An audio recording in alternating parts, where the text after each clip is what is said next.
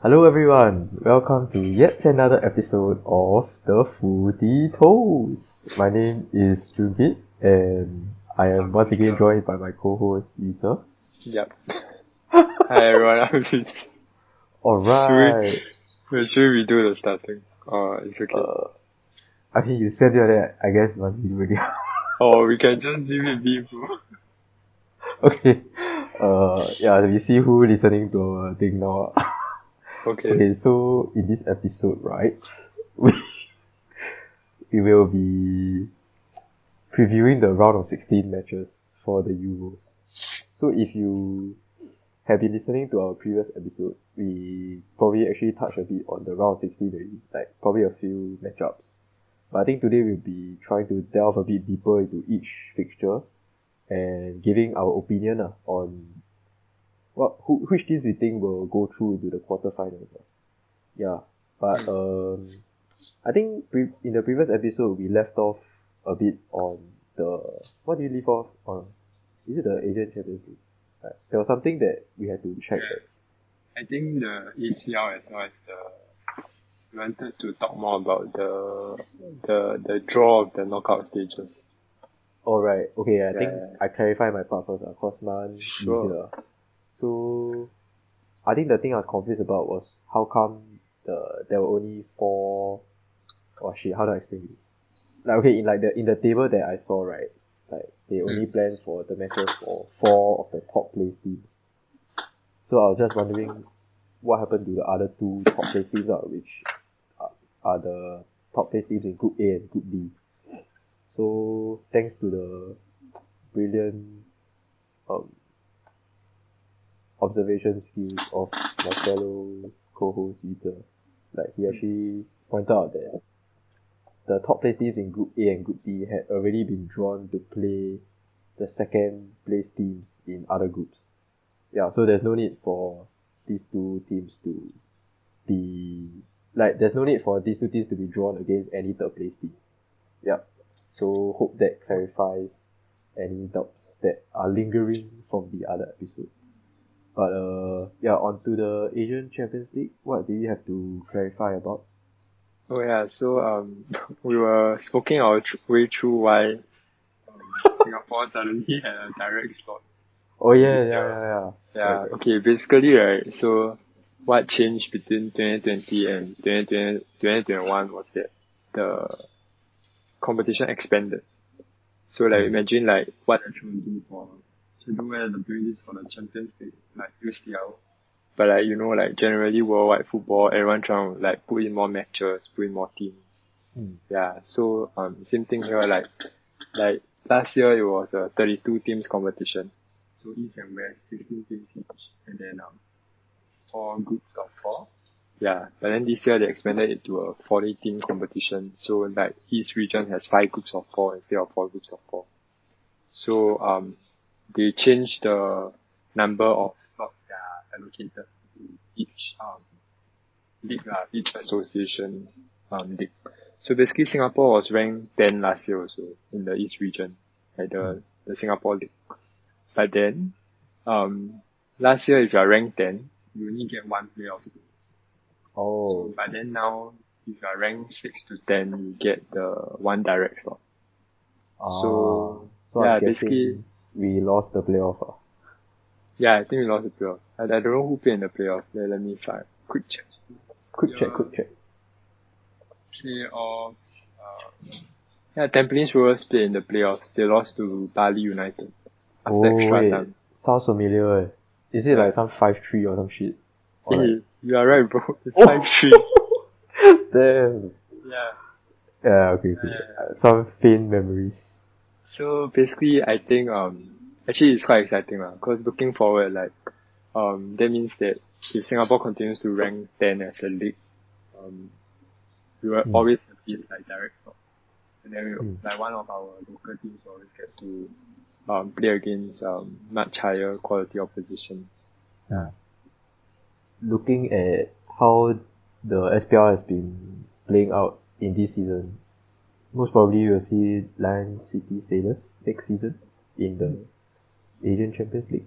Yeah, actually that's quite exciting, because I feel like on paper the Sailors will have a better squad than Prince Rovers right now lah. Yeah. So maybe they can compete better as well. And fun fact, the Leicester City Sailors actually hired a previous Asian Champions League winner. Right? Oh yeah, as their new head coach. yeah. So it's a 2020 Champions League winner. I think it was Ulsan Hyundai who won our Korean oppa. Yeah, Ulsan Hyundai. The coach. And what's the coach name? Lion City Sailors coach. If I'm not wrong, the coach is still probably serving quarantine. Kim Do-hoon. Yeah. Kim Do-hoon, of course. Yeah, so I think looking forward to next year. But of course, I mean the Tampines Rovers have like barely kicked off their campaign tonight. And we were just watching the final moments of their opening game against Gamba Osaka. I think you pointed out that they had more possession than Gamba Osaka, right? So interesting that they are able to keep possession. But like looking from like based on the 10 minutes that we watched, I think like we mentioned to each other also, like really feels like watching the Singapore national team. Like, and the possession was just in the back. Yeah. Not enough penetrative passes also. Yeah. Oh well, hopefully they will perform better in their next match. Yeah, we'll be keeping track of their performances and hopefully we'll bring you good news to our fellow Singaporeans out there. Okay, so moving on to our main event of today, the round of 16 in the Euros. I think we have plenty of exciting fixtures. Like plenty of big teams pitted against each other. I think some ties are more lopsided than others. But perhaps we will start off right from the top. A tasty fixture between Belgium and Portugal. Wow. Actually, should we, like, there's like in our first episode we did the predictor, right? Then we predict, France versus Portugal for the finals. So just wondering if you did the predictor again for the knockout stages, because there's this knockout predictor. Yeah, bro. I'm always on point, man. I got it. Yeah, I got it already, bro. So I see where it's going. I did this in like 1 minute. I just did all based off like gut feel. Damn. Okay. So who do you have in your finals? Or maybe I'll walk us through the whole bracket. I think you'll be shocked, bro. Okay, how about we share our finalists first? Okay. How about we wait. The top, then the bottom. Okay. Yeah. Okay, we say it at the same time. Okay, sure. Yeah. So, 1, 2, 3, France. Portugal. Okay. Wow. Interesting. And then, the bottom one. Wow, no way we are the same for this, I think. 1, 2, 3. England. Netherlands. Oh shit, England. Yeah.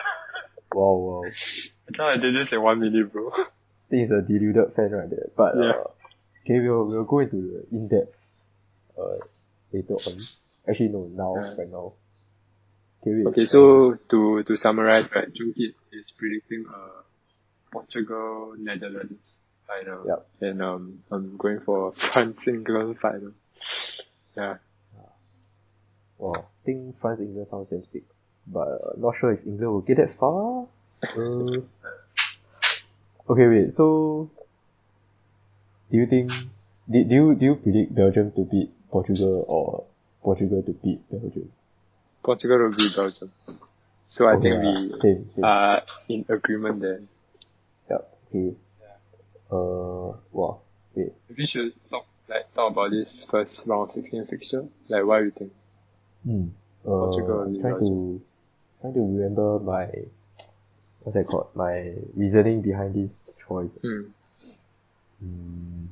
I think for me, like first off is just how like Ronaldo is having quite a informed tournament. So I think he will make the difference again. I think he will be the difference that will help Portugal. Oh yeah, okay. I think I sort of remember my reasoning also. Cause like, looking at Belgium's defense, I think they got similar problems to Italy, which is it's quite old. I think like Alderweireld and Vertonghen are still the pillars in Belgium's defense. So I think they are lacking quite a bit of pace there. And when I think of Portugal, I cannot help but think of my main man, Diogo Jota, who's like damn dynamic and speedy and fast. And I think he will be causing them quite a lot of trouble when Portugal meets Belgium. On the other hand, yeah. Portugal had that counter-attack goal, right? Versus... Wow. Was it France? Counter-attack No. I think it was against Germany. Where they... Scored by who? Scored by Ronaldo. Jota square off. Oh, square the ball, is it? Yeah. Oh, yeah. I think it's this kind of counter-attacking goals against, like you mentioned, the aging defense. Yup. And I think Belgium have pretty good attackers as well. Probably expecting Hazard and De Bruyne to come back into the starting XI. And also, of course, Lukaku up top. But then, right, when I think of Portugal's defense, I think they have more than enough to like keep them at bay. I think Pepe is a very experienced player, and even though he's so old already, I think he's like performing way past his age. And he still feels like he's in prime form. I think he'll be able to handle Lukaku. And I think Diaz is also a pretty solid defender. So, yeah. And yeah, I think it'll be a match with quite a lot of goals. I can foresee. Yeah, I don't think both of them will kill a clean sheet. Yeah, so for that reason, I think we're both going for Portugal. And moving down, the next fixture we have would be Italy versus Austria. I think it's quite a little bit lopsided. Yeah, considering, I think we talked a bit about this in the previous episode. Like, also about whether Italy will keep their clean sheet streak. I honestly think they'll keep another clean sheet. Like, I don't really see Austria scoring a goal. I think I mentioned previously also, their best hope will probably be an angry Arnautovic. Yeah. Like, they're scoring out team, I don't know. Like, sometimes players will go in some beast mode and just score. Maybe we'll see that from Arnautovic. I don't know. Like, he has that potential to have a few clutch moments as well. But overall, I think on the grand scheme of things, I think Italy still has too much quality over Austria. So this should be an easy fixture for Italy. And I think Italy will meet Portugal in the quarters. Moving down, the next fixture we have will be France versus Switzerland. Another lopsided fixture. Honestly, looking at Switzerland's performance in the group stages, right? I think definitely they did well in the their final group match. I think overall, like, it's not like amazing performance across the 3 matches. So I think it should be a straightforward game for France also. I think like Switzerland managed to sort of turn on the gears in the final game against Turkey, right? Like Shaqiri finding his form, and Seferovic also finally ending his goal drought. But I just can't see them breaking down like Kante, Kimpembe, and like wait, who's the last guy? Who's the other centre back? Varane. Yes. Yeah, I can't see them breaking them down. I think like France will probably dominate this match the whole way. And I think Sommer will have a busy day. Yeah. Like if he can have the same performance level as the Turkey match. Maybe, just maybe. I think Switzerland will be relying heavily on him to keep them in the games. Okay, I think the next match is not so straightforward. Croatia versus Spain. Curious to know who you went for. I went for Spain.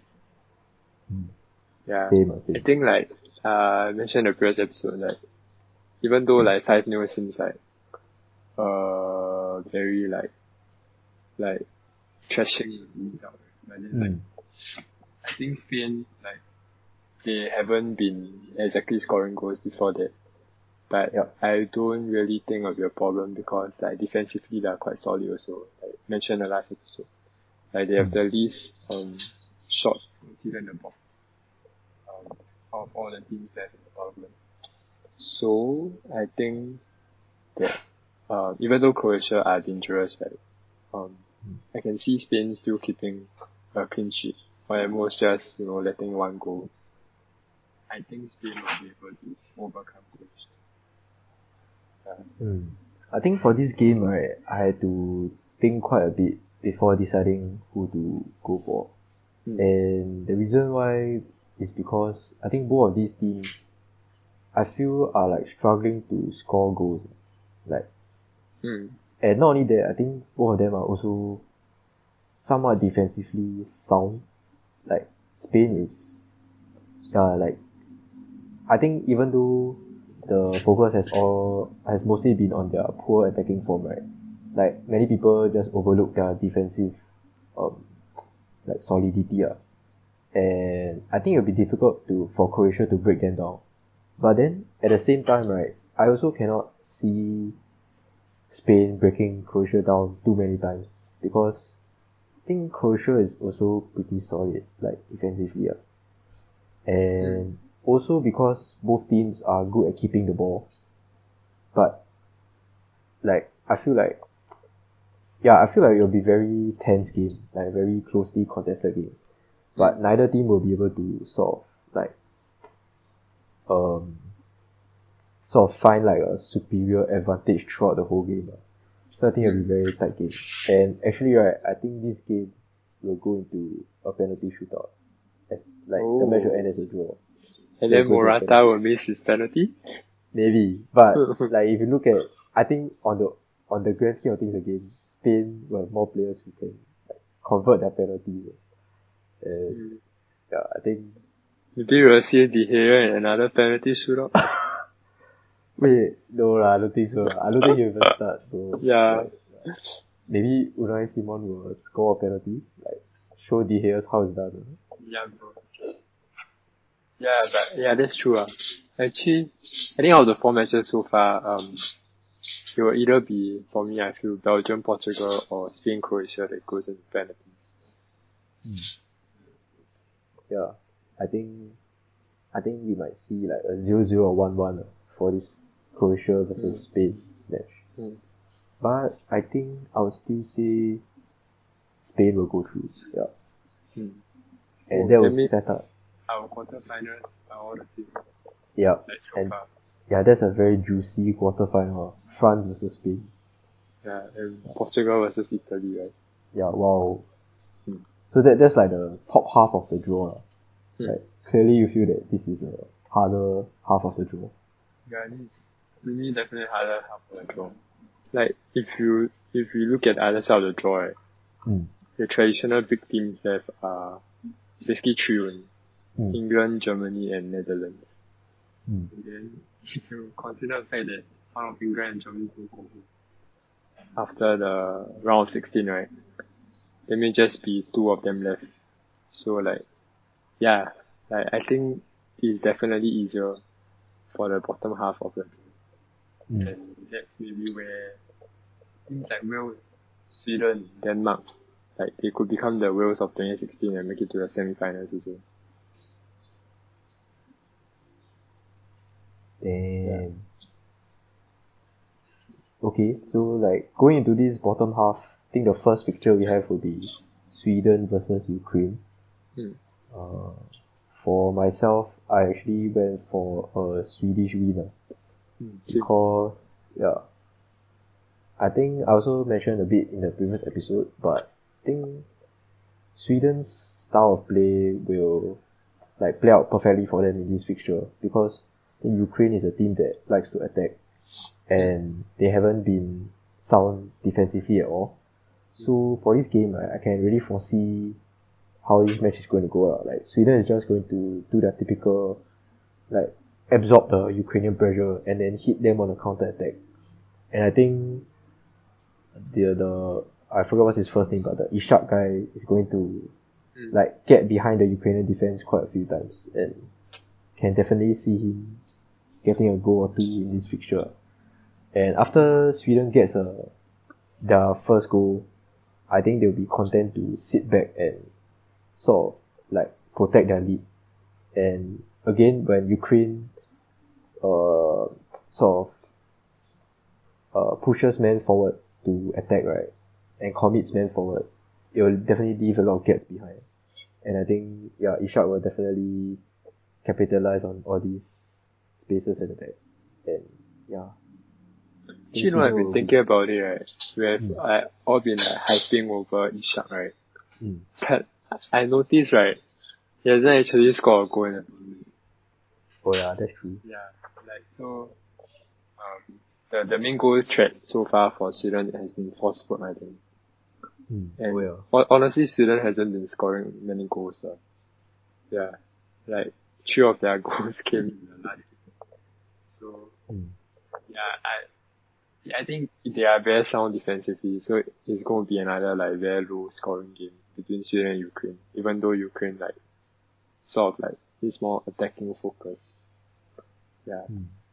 Actually, I will slightly disagree, because I think Ishak hasn't been scoring, but I think he has been a real attacking threat for Sweden, like based on the few games I've seen for Sweden so far. Yeah, I think like he just doesn't get in the box enough, but he can definitely drive forward with the ball, and he's always a threat because he has the ability to run behind the defense. So yeah, I think in the context of this match, like Ukraine will leave quite a lot of gaps at the back, so I think he'll be able to exploit it. And I think I'm gonna give him my support. I think he will break his goal drought in this game. I think he just needs the first goal to... Yeah. And yeah, I think you mentioned Forsberg also. Yeah, I think him and Ishak will likely propel them to the quarterfinals. And the next game will be a juicy clash between England and Germany.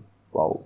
Oh, I wonder what you predict, man. I mean, based on my final predictions, clearly I went for England. I don't know if my heart was it. Yeah, so basically I went for England. I think like I was looking through the matches like we mentioned in the previous episode, so like they're going to play at Wembley, right? And it's actually the only round of 16 match that's going to be played at home lah. Like one more team going to play like in their home country. The rest are all like in a separate country, I think. Yeah, so I think the fans will play a big part. England Germany is going to be quite interesting though, cause England hasn't been scoring, but they haven't conceded yet. The only other team, apart from Italy, yet to concede. But Germany seems to be able to score goals ever since their first group game against France. So yeah, I think the real technical like detail to this game would be how England set up to cope with Germany's like formation, because Germany plays 3 at the back, right, and then they have the 2 wing backs in playing like fair wide. So I think England have to find a way to cope with that if they were hope to keep another clean sheet. Yeah. Actually, good that you mentioned about the tactical detail, because just now I happened to see some tweet, which was, I think somebody, it might have been Gary Neville or something. I can't remember who, but basically tweeted that England should switch to 3 at the back. For the Germany game. Yeah, to sort of accommodate to Germany's formation. But then somebody replied, like what happens if Germany plays 4-2-3-1 to accommodate England's 4-2-3-1. So like I think the point he was trying to make was that England shouldn't switch their tactics just to accommodate to another team, but rather like both teams should play a style which we are familiar and comfortable with. Yeah. I think like I'm not sure about Germany, but I don't think England's really will play 3 at the back because I don't know whether they practice it in training, but I don't think they have any match practice for 3 at the back in recent games. Actually, not sure if I remember correctly, but I think they might have played 3 at the back at World Cups, yeah. Cause I remember there was a time where Kyle Walker was like right centre back.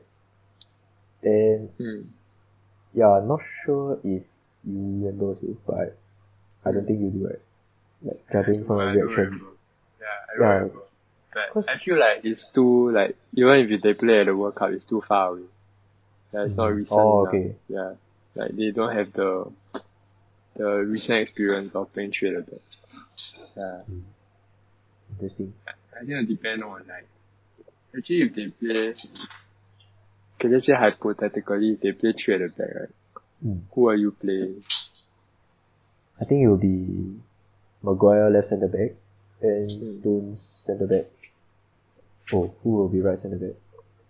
Probably Kyle Walker. Yeah.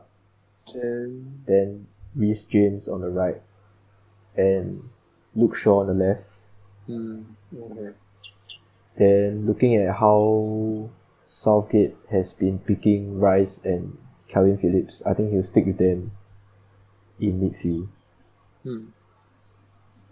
And then but actually, right? Yeah. Is Mount and Chilwell back for the game?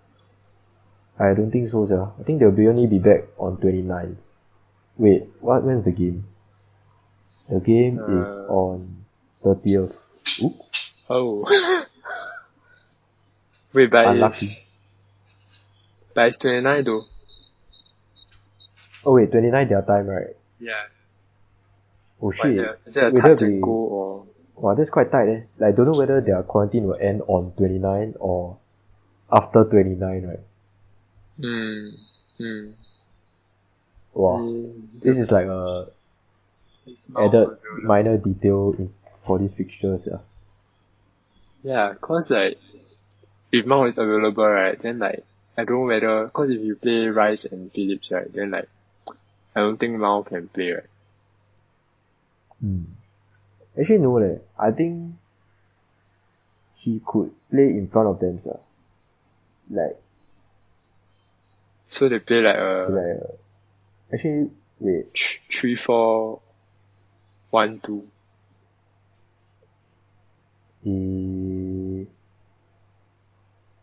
Or actually a 3-4-3 also can. But maybe he'll be like bring left or right, yeah. Then the last two will probably be Sterling and Harry Kane. But then I think it's a waste if we don't start Jack Grealish. Like, I think there won't be enough creativity to break down Germany's defense. Actually, I do think Kane should be. Wow. I think he should start lah. Like, even though he hasn't been scoring in this tournament at all, but I think his quality is too much to omit. Yeah, and being a player of such high caliber, right, and high status, I think he has the ability to like come good in big games.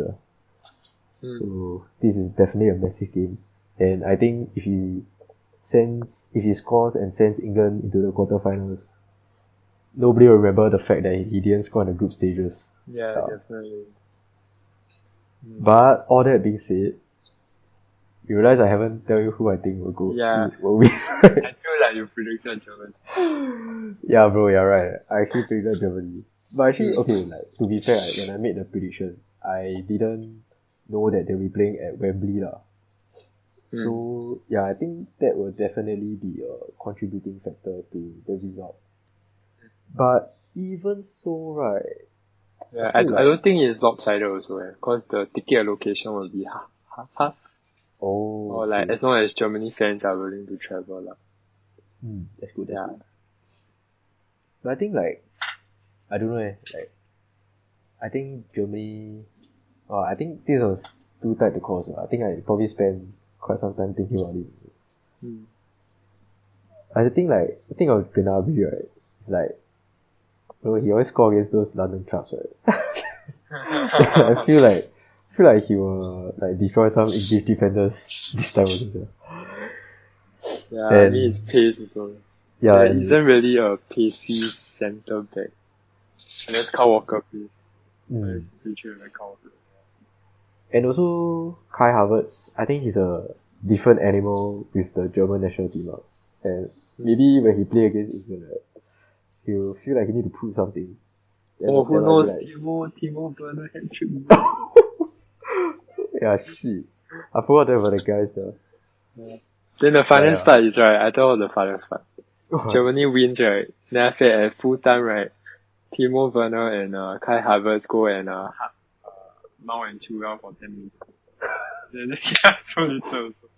Shit. That's BMs. Yeah, but I think maybe there will be something in Kai Havertz that will make him perform like have an extra desire to perform well in this match.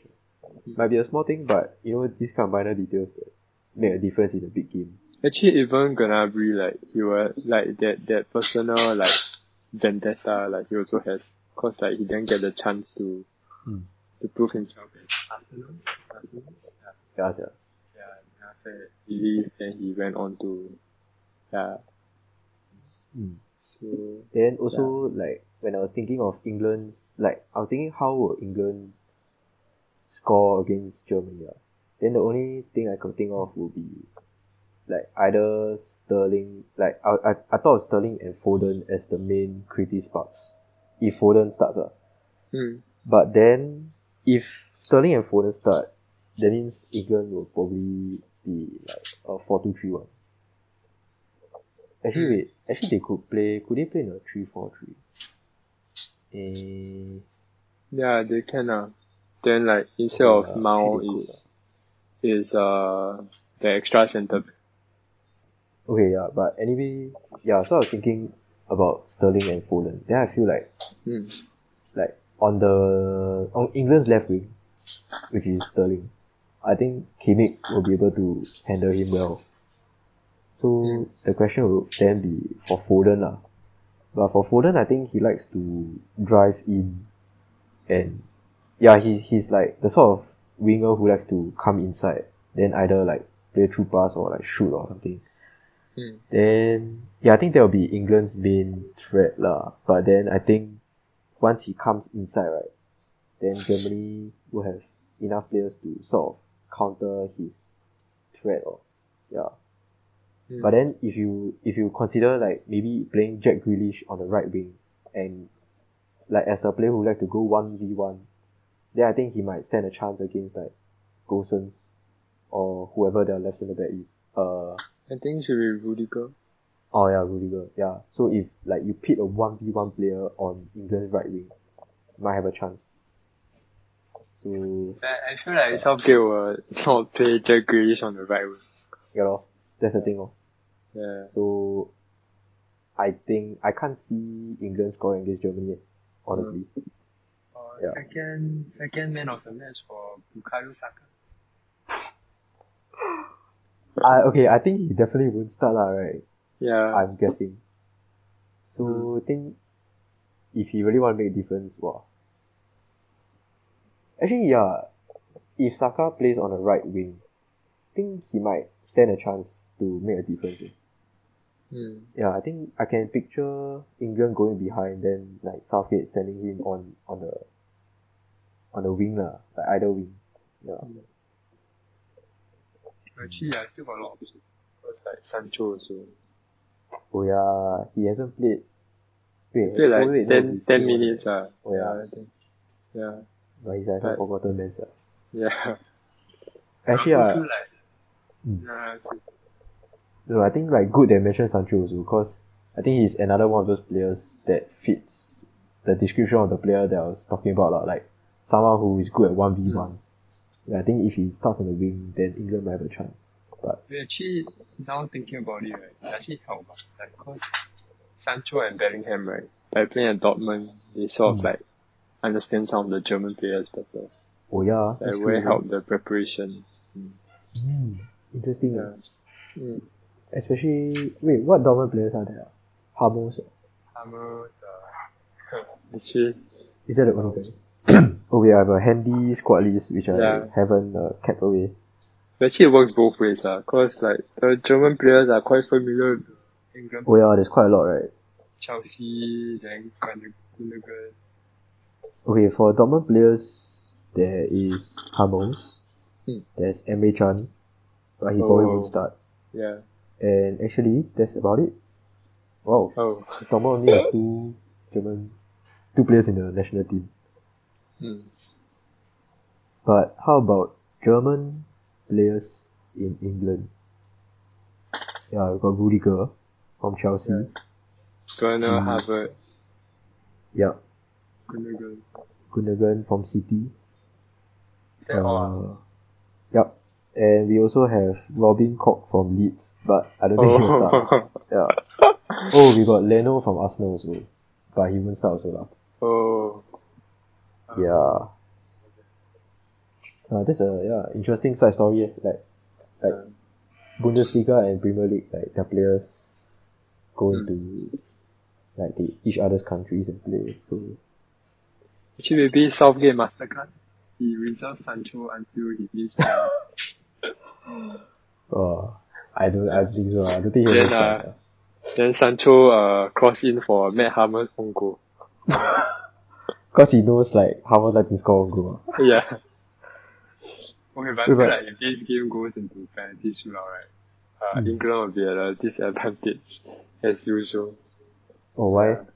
Like their natural like bad luck or like history with penalty shootout. Although they won one in the World Cup 2 years ago. Yeah. Against Colombia, I think. Yeah, correct.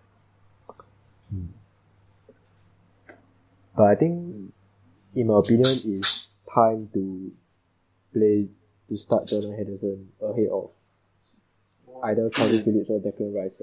You know he scored a goal, the offside goal. Huh? Henderson? Yeah. I didn't see it. He just like stepped into the goal, but he was damn offside. But he knows he's offside. Yeah, but the assistant referee never raised the flag. Oh. Yeah, like, you look at the assistant referee, then it's like, surely I'm offside, right? but then he never raised the flag, so they like celebrated like for like 5 seconds. Half-heartedly, Yeah, like half-heartedly, but then like they know that VAR will cancel it. Yeah. Yeah, I think it's time to play Henderson, cause I think both Calvin Phillips and Declan Rice don't provide enough forward passes. I feel like after Calvin Phillips' masterclass against Croatia, really seen disappear. Same Calvin Phillips. Yeah. True, Henderson.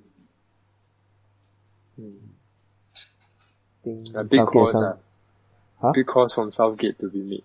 Yeah, bro, I was just gonna say, like, he really has some big calls, But lucky he's the England manager, not us, so... Oh yeah, but I think we also want to talk about this, right? Like, if he get past this, right, cause this is the easier half of the draw. The route to the finals really not too bad. Yeah, sir. Like what I mentioned earlier, like, the only other big team in this half would probably be Netherlands. Yeah. So... Yeah. Honestly, I feel like Netherlands hasn't really been tested in the group stage. It's really... Or maybe they're just too good.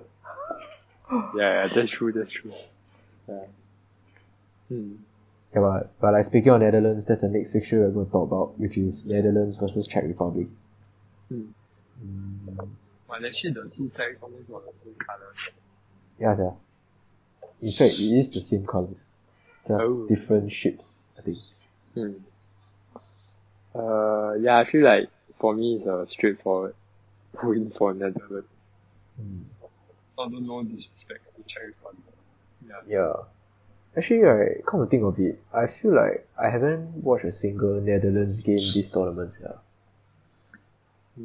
Right, cause I feel like I don't really have an impression of how Netherlands play. I don't really have also, but like, I feel like they attack very well. That's all I know, yeah. And like, yeah, there's a lot of there are a lot of goals is like the winning the second ball with Wijnaldum at the edge of the box. Yeah. So we both think that Netherlands will beat Czech Republic lah. Oh yeah, I still think like, cause Netherlands play 3 at the back also, right? Yeah, then like their wing backs are really super advanced. Oh yeah. Yeah, like Dumfries, like he really like he's like almost like another attacker. So like if like the play is down the left wing, right, and like they're going to cross in the box, right, Dumfries will be in the box also. Yeah, so like I think that's how they attack. Like they attack with quite a lot of players. So although defensively they didn't concede against Austria and North Macedonia, right?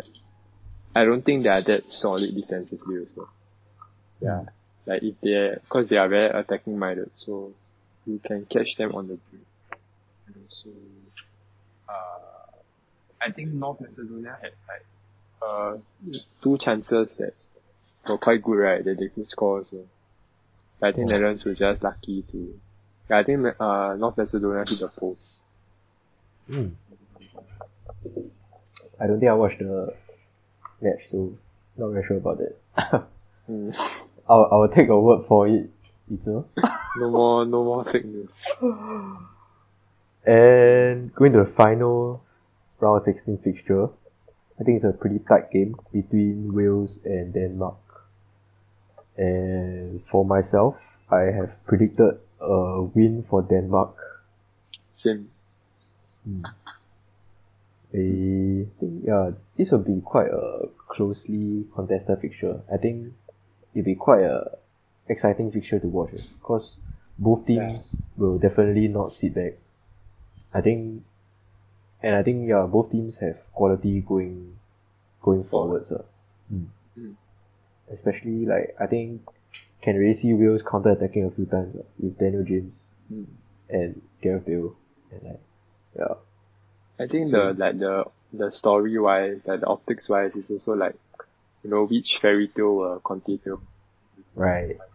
Cool, but has like emotions attached to it. Yeah.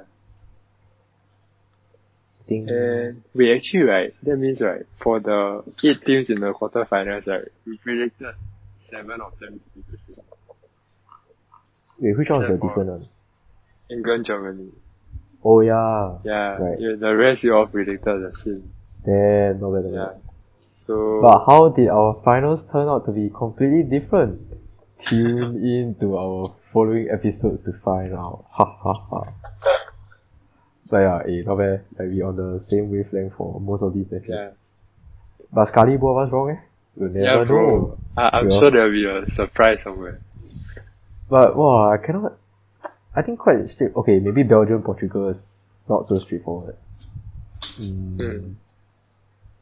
Okay, like England, Germany lah. Then the rest like pretty straightforward, I feel. Yeah. I think the only big call I'll make will be the Spain versus Croatia. I think I can see going to penalties. Yeah.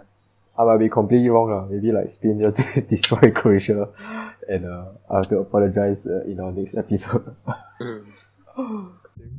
Yeah, actually we're gonna run out already. I think we covered like all the fixtures already. So I think that gives us a good preview of the round of 16 matches. But I was just going to ask you, like, if you're still going to stick to your prediction, of a French victory. Yeah, so like I predicted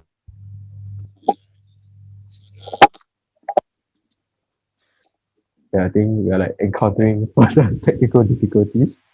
I'm having trouble sorry. hearing my comrade. Wait, can you hear me now? Oh, I can hear you now. Welcome back.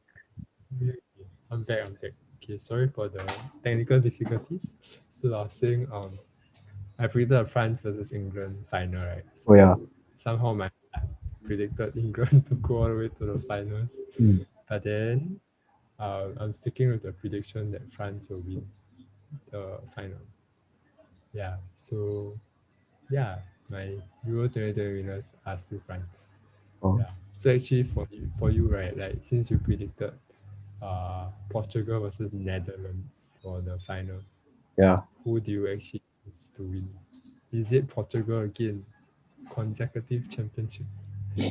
Yes, bro. Like I think if we see a Portugal Netherlands finals, right, I predicted Portugal to win, and I think they will defend their Euro title.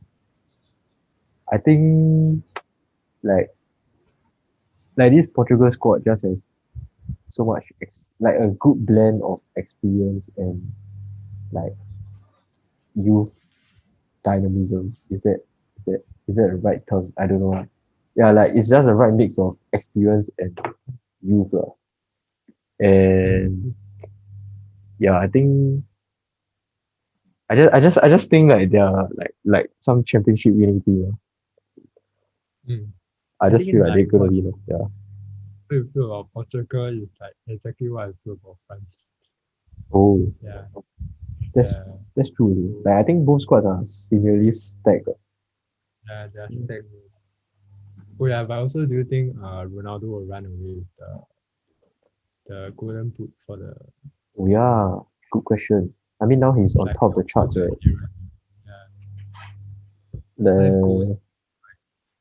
The good question. Let me I look mean a at lot of penalties. hmm. Actually right. I think I mean looking at the round of 16 fixtures, I cannot see any like there's no player that I can instinctively see that they will score a goal. Like you know what I mean? Like there's no like Lewandowski or there's no whatever. Like okay, like there's Lukaku, which was my original prediction. But then he's playing I think against both Portugal. predicted Lukaku, right? But yeah. Yeah. But then the thing is I don't see him scoring a lot against Portugal. And in fact I even predicted that he'll be kicked out. So Yeah. yeah, so He ends there there. there goes Lukaku. Italy Doesn't have a like one goal scorer. yeah, Italy's goals are nicely spread out. Yeah. So yeah. Then France, France though, actually hmm, I mean they haven't really their goals have been spread out so far so long. But yeah. Yeah, I don't think like Benzema or right, France has only scored 3 goals in the tournament. oh Oh wait, no, 4, because one is their own goal. oh Yeah, wait, own goal. right. Which Hammers own goal. oh yeah. Yeah. Wait, so they scored two against Portugal. Oh, one against Hungary, right? Yeah. Wait, who scored against Hungary? Do you remember? Griezmann. So it's two wait. Benzema scored a penalty against Germany. No, wait, against Portugal. Yeah. And what was the other goal? Shit, I forgot. Oh wait, Benzema scored also. Yeah, Yeah, Benzema. he scored both. Yeah. Yeah. So he's their top scorer, lah. Yeah, Benzema is their top scorer. And Mbappe hasn't scored a single goal. Right. Yeah. But I don't think Benzema will score a hat trick or what. So Yeah. yeah. Croatia, I Spain. didn't realize Mbappe hasn't scored a single goal. Like, if Yeah. not, yeah. Yeah, I think the rest of the fixtures like quite tight. And I cannot see anybody coming close to Ronaldo. So yeah, he might actually run away. So. How about Gini Wijnaldum for Netherlands? Okay lah, I will support him as the underdog. To wait, but what? He has 2 goals now, right? 3 goals. Oh, 3 goals. Yeah. Oh right. Yeah, I think he scored in the opening game also. Wow, 3 goals. But I think it's quite hard. But okay lah, I will support him with my heart. But my brain tells me that Ronaldo will run away with it. Right, I think Ronaldo around with this. What are the players? Like, he's just a big game player at a bigger stage. Wow. I don't know how he does it.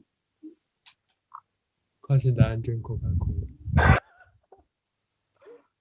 Yeah, but interesting that you mentioned that because apparently Heineken agreed not to place their products in front of Muslim players.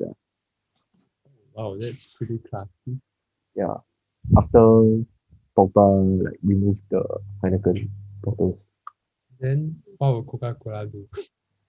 Nothing lah, what? Is it in front? Remove all their products because all athletes shouldn't be drinking Coca-Cola.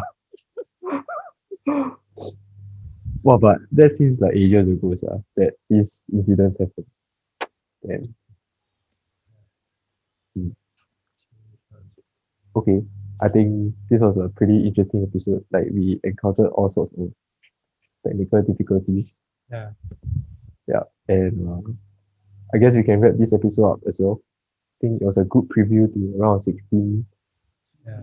And if you And guys want to find out how the rest of our predictions went from the quarterfinals onwards, how did Turkey have Netherlands and Portugal in the finals? Yeah. yeah, Instead- Or maybe even after the round of 16, all our predictions will be irrelevant. if you're wrong, Yeah. yeah. I mean, I'm also curious to see how our preview would turn out, lah. Like how the actual round 16 matches will play out. Mm. And yeah, feel free to laugh at us or whatever in the comment section. Yeah. We shall see in a few days. Since we Yeah. have 7 of the teams predicted to be the same. Mm. The only difference is England or Germany. That's right. And do share with us your round 16 predictions as well. Yeah, Leave do a comments below. comment below. And don't forget to like, share, and subscribe. That's right. And we'll see you guys next week. Next week. That's right. All the best to my brother who is going into reserves. Everybody. We have sing our shirts for today. Oh yeah. By the way, this was unintentional, guys. This is like how much telepathy we have. Yeah. Okay. See you next time. With that, peace. Beep. Beep.